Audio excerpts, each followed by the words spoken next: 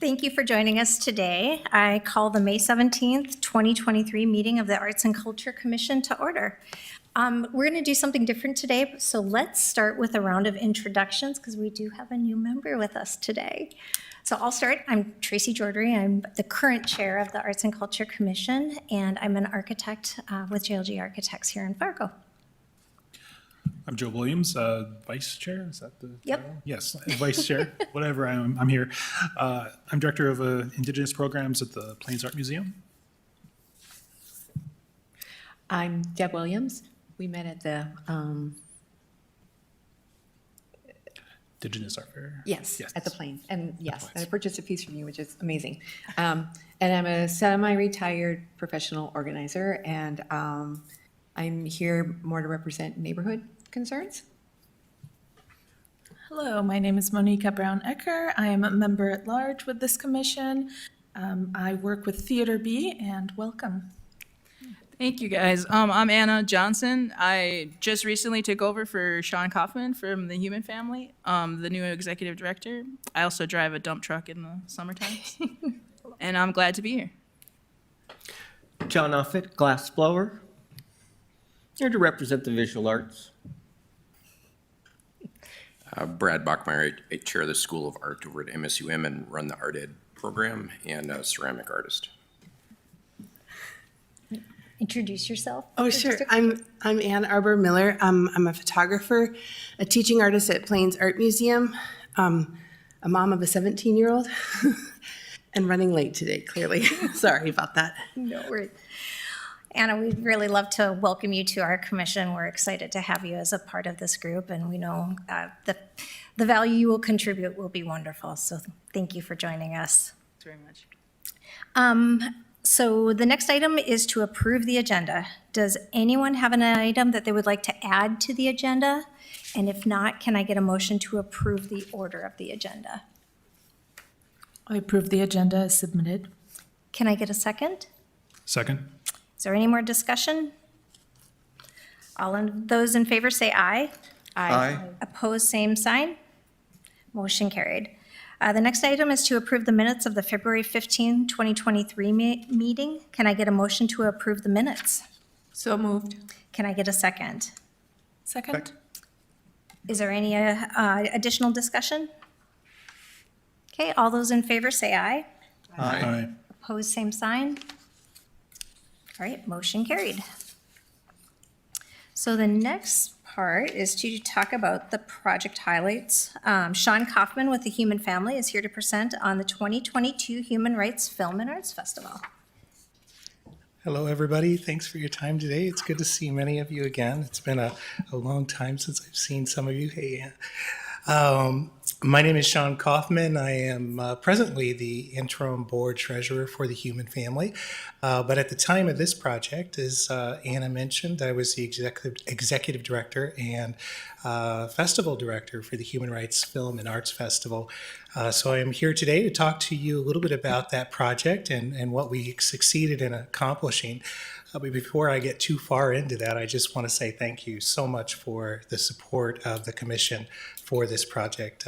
You'll see that the grant that was provided through the Public Works Commission or Public Arts Commission really helped us to expand our support of artists from excluded communities and to really, I think, make a positive impact on Fargo in terms of the type of culture we were able to bring to the festival.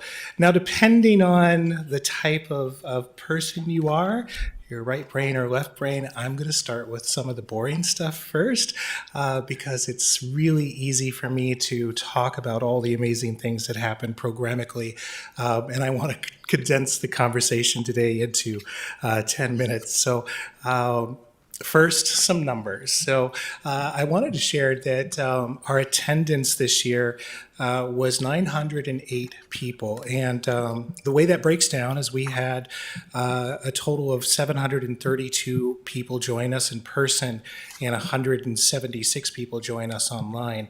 So it breaks out to be about 81% in person and 19% online. Why that's exciting is that for the first time since the pandemic, we've seen a shift to people returning to the theaters and to our programmings in person.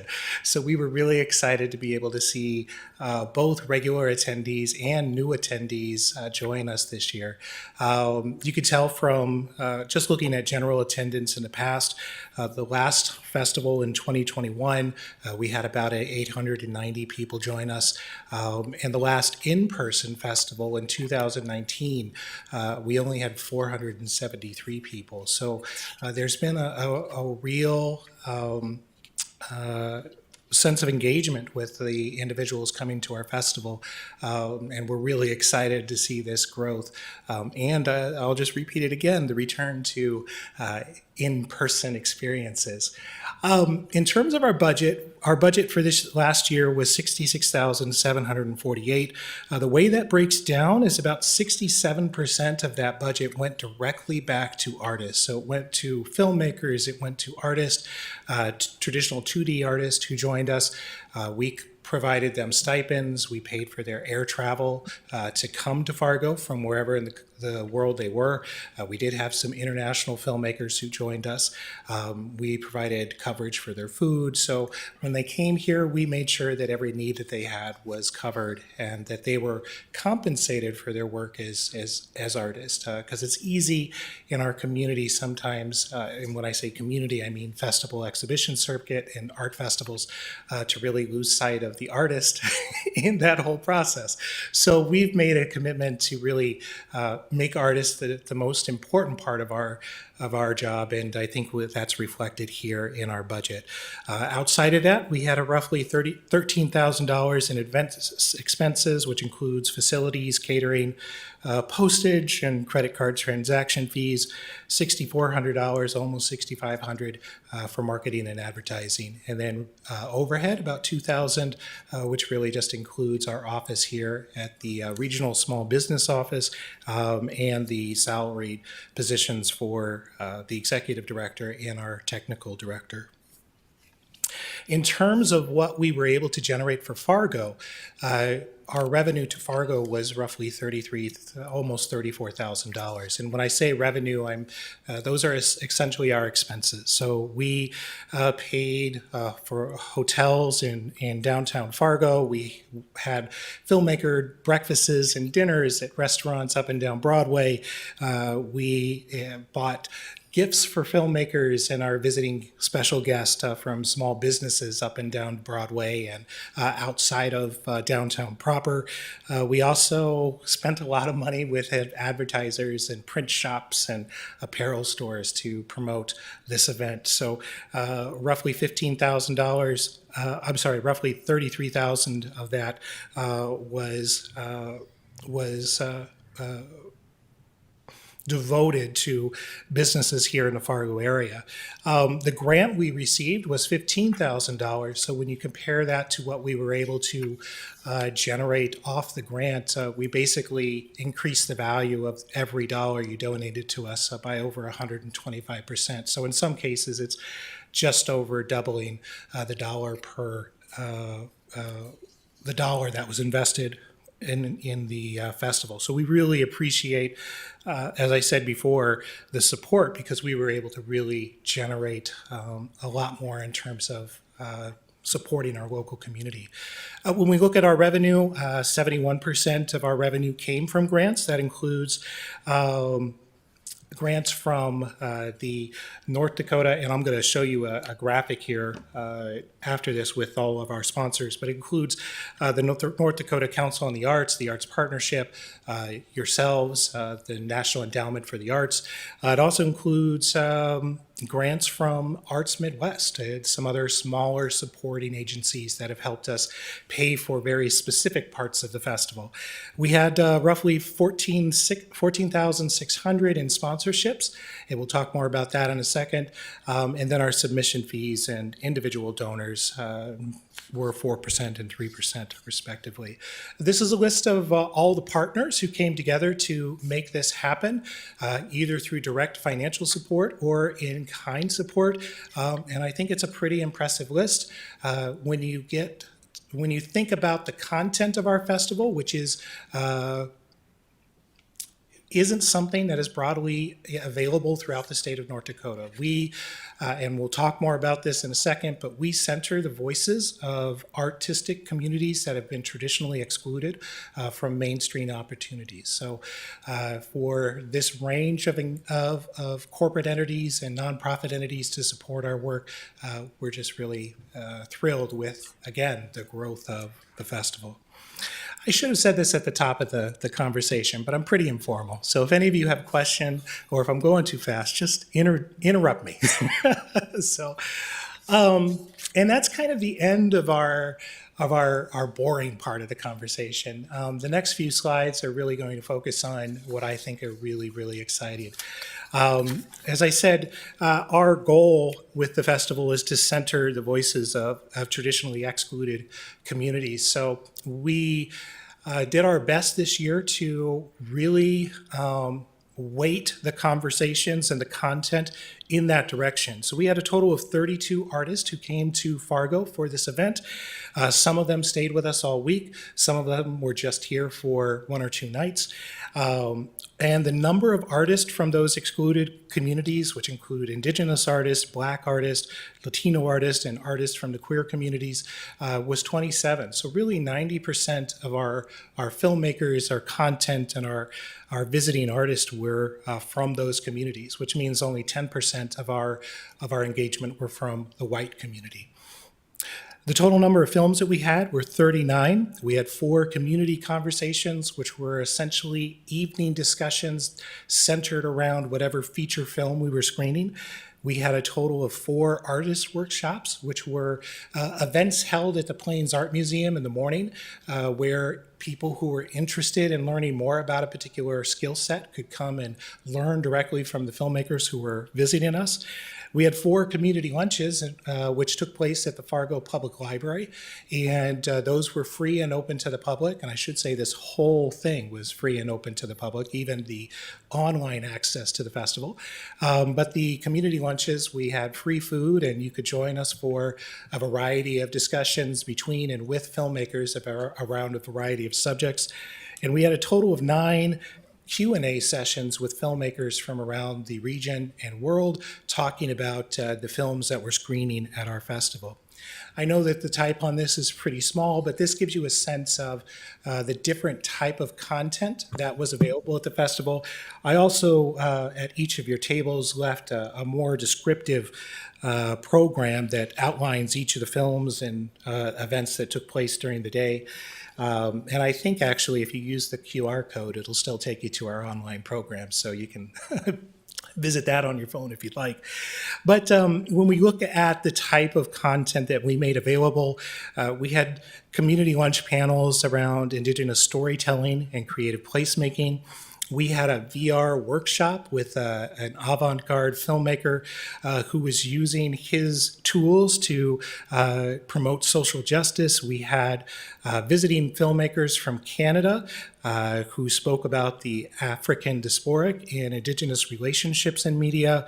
We had a panel discussion around the importance of community media and what it means to have locally created newspapers or radio stations or web blogs and what that was important to do. We also, in our evening sessions, we also had a conversation around the murdered and missing Indigenous women's and children crisis. We had, and I'm going to talk about some of these in more detail here in a second, but we had invited filmmaker Kevin Shaw and a group of panelists from NDSU and Fargo Public Schools talking about how equity in education was really important. So there really was a variety of content that was available. Going the wrong way. Here we go. So some of the highlights that I'd just like to lift up, we had Island Breeze here. They were a group of 20 traditional Polynesian dancers who joined us at the Fargo Theater. And a couple of things happened that night. The first was that we had an exchange of gifts between Indigenous cultures. So Whitney Fear from the Native American Commission joined us, and she exchanged gifts with the Island Breeze dancers, and the traditional natives of Hawaii provided gifts in exchange to the native peoples of North Dakota. It was a really moving moment. And prior to the film, The Wind and the Reckoning, the dancers performed a traditional protocol, which was essentially a spiritual blessing that led us into this film, which is one of the first times that the real life story of a native Hawaiian ranching family who defied colonial governments that had established itself on their land had been told. And I have to tell you that this film was one of the most talked about as part of our festival. The audience really loved it. And then following the film, we were treated to an extra 20 minutes of performance from Island Breeze. I love to record dance, so I wasn't up there dancing myself, but there were a number of people from the audience who accepted their invitation and learned how to do some of their dancing. Kevin Shaw joined us as part of a partnership with Prairie Public, Point of View, and the Open Society Foundations. We screened his film, Let the Little Light Shine, which I mentioned earlier is about the attempt to close a junior high school in Chicago that was predominantly African American, but was excelling in every metric that we track in terms of determining whether or not a school is successful. And the film is just really powerful. In fact, I cried a little bit at the end after we screened it because the students are so compelling, and it's just an incredibly crafted story that pulls you in pretty quickly. So Kevin was with us for a majority of the festival, and he participated in an artistic workshop where he talked about the craft and art of filmmaking. He also just spent a day with Umoja students at the Fargo Public High Schools to talk about his film, which they had an opportunity to watch, and then also just talk to them about some of their goals about being artists or becoming a filmmaker. So I think both Kevin and the students walked away with a pretty remarkable experience after that day. And then, as I mentioned, after the screening of his film, we held a community discussion about equity and education. Speaking of the Umoja students, we partnered with the Umoja program and YouthWorks in Fargo Public Schools to actually have the students introduce every night of our festival. So when you came in, the lights would go down and you would be treated to a performance from the Umoja students. It might have been a traditional dance, as you're seeing in this image. It could have been spoken word poetry. It might have been a song performance. The students chose what content they wanted to deliver, and they were really well received as part of the festival. And it was a great way to introduce the festival. Opening night, we had artist Jonathan Harris join us for a discussion about his work, Critical Race Theory, which is the image that you see behind him.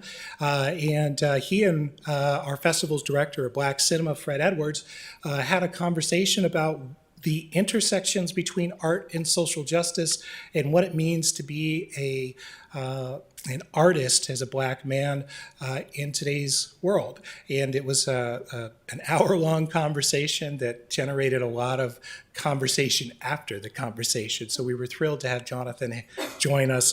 And my goodness, he's just an extraordinary artist and an extraordinary personality. So hopefully I kept myself to 10 minutes. I forgot to hit the timer, but I'm happy to answer any questions or dive any deeper into anything that we talked about today. Thank you, Sean. That is absolutely wonderful, and thank you for all the work you're doing. It's incredible. Do you guys, anyone have any questions or comments? I have a quick question that maybe you can answer or maybe Anna can answer. Are the dates set for the next one? They are, and I should have had this in front of me. Do you have it memorized, Anna? November 5th through the 7th. That sounds about right. It's the first Yeah. week of November. But, Yeah, and the yes. LGBTQ Film Festival is the September 15th through the 17th. I think that's correct too. Don't quote me on that. Just want to get it on my calendar. I should have came prepared for that. That's an obvious question. I just want to express gratitude for the work that you and Human Family is doing for our community as a whole. It is so important for representation to be in the open like this, and the hard work that you all do. So thank you for all that you do.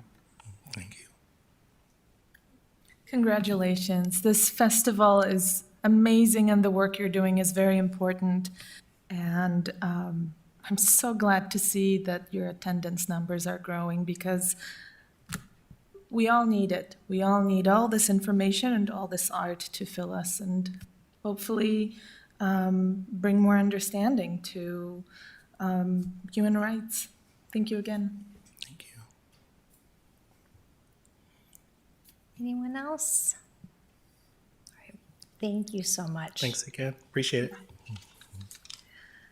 All right, the next item on the agenda is the summary of the Q1 February work session. They're included in the packet is the summary with the topic of work plan and budget allocations for your review. Are there any questions on the summary provided?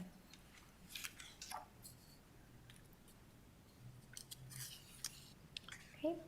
All right, moving on. Nicole and Megan, will you provide updates through the staff report, please? Yeah, I will provide some updates on projects and then I will hand it over to Nicole. And hopefully you received, or if you haven't received, you should have an email in your inbox sharing some information of recent articles about the one I'm about to talk to, Believe in Us, as well as the Fargo project. So look for that email.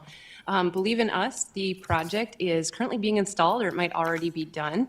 We're very excited about this project at the Madison Elementary, and there is a community event on Thursday, tomorrow, at 5:30 to 7 o'clock at the Madison Elementary. The Roger Maris mural, if it isn't installed shortly, or already, it will be shortly up at Mickelson Field. The Skyway Mosaic Project, which would be placed on a pillar up on Broadway near the Skyway mural. They are anticipated to install their project later in several months, in August or so. So we will keep you posted on when that project, as it gets closer to that date. The water tower, that project has been under construction for a while now. They will be in the next couple of weeks, from what we understand, getting ready to begin painting. So they will begin painting with the structure on the ground, and then they will raise it and kind of do some finishing touches. So we're going to be working with our communications team to hopefully get some footage there. So we'll be seeing some changes there soon. The neighborhood utility wrap project in coordination with Fargo Schools is currently underway, if they're not already completed. And so we're very excited about that project, and hopefully the students are excited as well. And lastly, as far as the public art projects go, the Peggy Merrill project is no longer happening just due to the applicant no longer having the capacity to do that project. Some maintenance updates for you. The American Sign Language bike racks on Broadway unfortunately was hit by a vehicle for the second time. So we are currently working on how to address that. They were intended to have some maintenance this year to be repainted, and so we'll have kind of both of those probably going together. As well as the Skyway mural is showing some, not necessarily wear, but kind of rippling around the edges. And so we've reached out to the installer just to start the topic of maybe trying to understand what's going on there. So more to come. And then lastly, I will talk about there is potentially a new mixed-use project happening at the 600 block of NP, which would be across from the fire station. That surface level parking lot is intended to have a mixed-use building, and there is a sculpture, the Iron Man sculpture, public art that is out front. And so we are just starting to have conversations about that piece and what that project might mean for that piece. So more updates on that. And then just to kind of follow up, so at the February quarterly meeting, we talked about budget and long-term planning a little bit for that 2024 request. So just to let you know, that budget process has officially started. Basically, in summary, 2 weeks ago, staff had to submit their request, and at this point, it goes to the Budget Committee as they take in all the requests coming in from all over the city. And then it will go into, kind of some discussion and dialogue. I'll have a option or what's the word I'm looking for? An opportunity to talk about that more thoroughly with the budget team, probably towards the end of May, and I might know a little bit more at that point. You might be asking, where is the place that the Arts and Culture Commission or community members can participate in that budget process. And sometime late summer, early fall, there will be a public hearing on the budget. And that's really kind of the best opportunity to have, kind of a public presentation or public dialogue on this. Also, our liaison commissioner will have an opportunity to connect with the budget team and make her individual advocacy requests. A couple other things that kind of touch land development, as well as our office, that touch the Arts and Culture Commission. Starting about a month ago, we kicked off kind of the first ever future land use plan for the entire city. So we've always talked about growth planning as more that greenfields area, kind of south and north of town where development hasn't occurred already. We call that our growth plan. It could also be known as our comprehensive plan, not to be confused with Go 2030. Go 2030 is kind of that umbrella guiding document. But we are really excited to be doing our first ever full-fledged, full city future land use plan, which will set the development patterns and values and vision for our community as it comes to land development. We've asked Tracy Jordery to sit on that committee, the advisory committee for that. There'll be lots of other opportunities, though, for public engagement, arts and culture members. So stay tuned for future community meetings on that. I think Brad and some other community members might remember the Go 2030 days and, coming together in some of these open houses, things like that. It's kind of similar in nature. And so this is really where, kind of the rubber hits the road when it comes to land development and, kind of physical constructed, buildings and things, parks, open space, all the things. And then in terms of the downtown in focus, we are doing what we're calling a refresh of the downtown plan. It was adopted in 2018. And so it's already been almost 5 years. And of course, we had a pandemic along the way. So we're evaluating the goals of what's left to implement as part of the Downtown in Focus plan. And there's about 18 topics that are kind of rising to the top for needing extra funding or community dialogue or value visioning check. And that includes kind of our parking in downtown, the public realm, how we use the public spaces, like the Broadway Square or, kind of food trucks, food carts, kind of the design of some of our public spaces, as well as homelessness and housing and services for those in need, and the Broadway and the potential for a redesign of Broadway itself. So there's many more to come on that, but we will probably be doing a presentation at some point late summer to the City Commission. Most of the work has been done so far as we evaluate these goals is internal operations discussion across departments. So one of the other needs is, where is that gatekeeper, if you will, or that vision keeper of cross-departmental coordination when it comes to implementing the downtown goals. We basically hit the, kind of the low-hanging fruit, and now it's about how do we cross-collaborate, cross-share department budgets, et cetera, to accomplish common goals. And so some of that includes, as we change our administrative leadership, as City Administrator Mike Redlinger is in his position now, and you might have seen we just filled the Assistant City Administrator position. So some of that transition has now concluded, hopefully. And so there's a lot of work with administration as we kick into the next stages of the Downtown in Focus plan. So look for more emails about that. And in terms of the Core Neighborhoods Plan, one of the activities we're really excited about that we're kicking off at the end of this month is starting to do more direct outreach with our neighborhood associations and the core neighborhoods. So there's 9 neighborhoods immediately surrounding downtown that were part of the Core Neighborhoods Plan. I think Deb sat on the advisory committee of the Core Neighborhoods Plan about 2 years ago. And so we're going to be meeting with the Hawthorne neighborhood as kind of our kickoff on May 31st.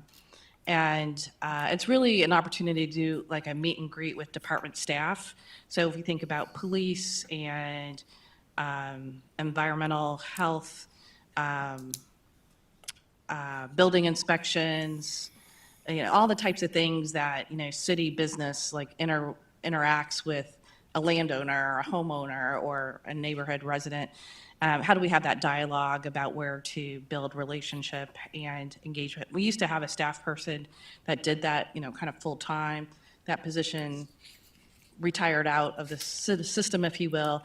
As part of the Core Neighborhood Plan adoption, this was set up as a priority in terms of communications and outreach. And Brad Garcia on our team is been with the city now for about a year, and he's helping us kind of corral the troops and lead that effort as we engage with neighborhoods. And so this is a great opportunity to network on like the neighborhood art program or utility box wraps, things like that as well. So some other activities related to the department and our other master plans as we get into implementation.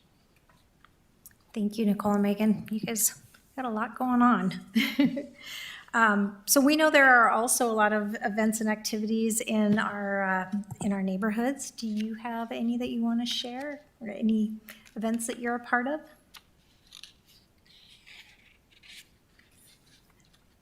None? Anyone? I know the Plains, we just wrapped up the Indigenous Art Fair this last weekend. It was great. We had almost 40 vendors at the museum, and we had over 700 people coming through the museum on Saturday to be a part of that. So that was really wonderful. In June, we have the Northern Plains Summer Art Institute, where we're bringing in high school students from around the region, and it'll be a 2-week program for them to learn the fundamentals of art, Indigenous art history. It's a 90-hour studio program for them, so it's a very challenging program. At the end of that, we're going to have a reception at the Plains Art Museum that's open to the public. So I invite the public and the members in this room here to attend that. It's at 11:30 on Friday, June 30th. So please come and support our youth that will be at that program. Fantastic.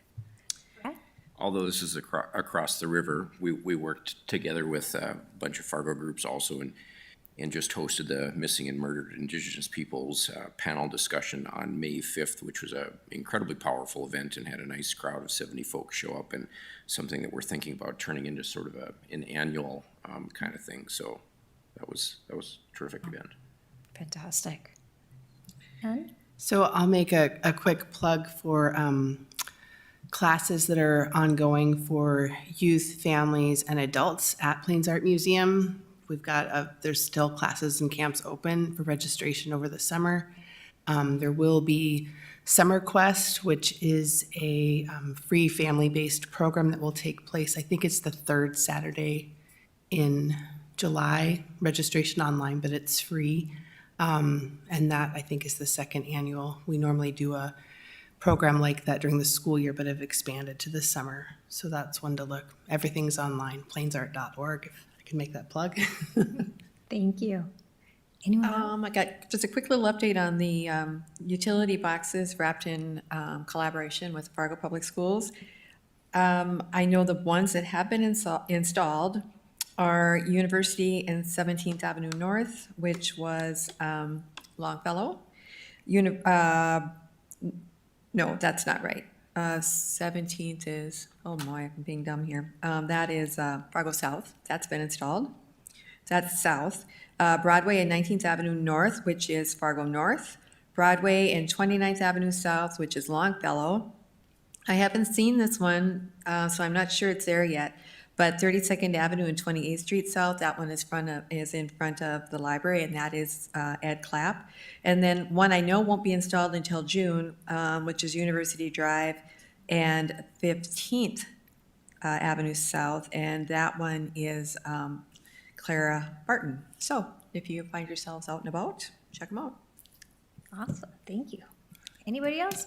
John? FMVA just presented one of our visual talks from our community series.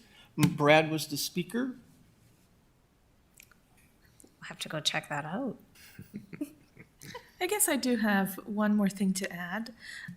Even though we're on the Moorhead side, Theater B is in its final weekend of performances of Small Mouth Sounds.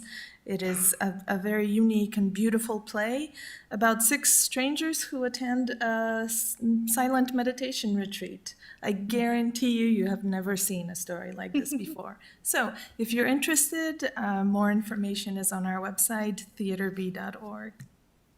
Wonderful. All right, last chance. Okay. Is there any other business? Madam Chair. Oh, May I, yes. thank you. First, I want to thank you all for sharing your time and talents with this commission. The commission and this Team Fargo appreciate your dedication to this work. And also, I want to welcome Anna Johnson as a new member, so good to see you all here. I do have an update on a project, and it might be better to retreat when we upstairs to talk about it, because it's a little more logistical, but it's about an opportunity in front of us, and I'm really excited about the potential here because it's really bringing together the work of the Resiliency and Sustainability Committee, the Fargo Youth Initiative, and this commission on a collaborative project. So we'll talk about that with a little more detail when we retreat upstairs, I think. So thank you. Fantastic. Okay, last chance for any other business? All right, can I get a motion to adjourn? So moved. Can I get a second? I second. All those in favor say aye. Aye. Opposed, same sign. Motion carried.